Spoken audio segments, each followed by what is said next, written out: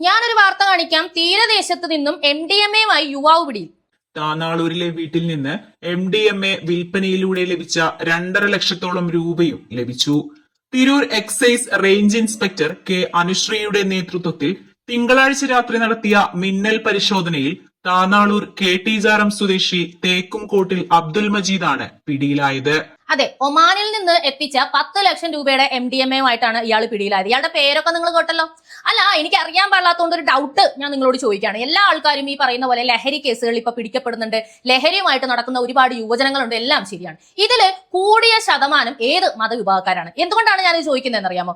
ആരിഫ് ഹുസൈനെ, ജാമിദ ടീച്ചറെ, ഇങ്ങനെ മതത്തിനെതിരെ പറയുന്ന ഒരുപാട് പേരെ മതം പഠിപ്പിക്കാനും നല്ല രീതിക്ക് നടക്കാൻ വേണ്ടി ഉപദേശിക്കാനും ഒരുപാട് ആൾക്കാർ നിങ്ങളുടെ മതത്തിലുണ്ടല്ലോ. ശശികല ടീച്ചറെ തെറി വിളിക്കാനും 10,000 എണ്ണത്തിനെ ഞാൻ കണ്ടിട്ടുണ്ട്. ഇതുപോലുള്ളവന്മാരെ ഒന്ന് നന്നാക്കാൻ ആരും ഇല്ലടേ നിങ്ങളുടെ കൂട്ടത്തില്.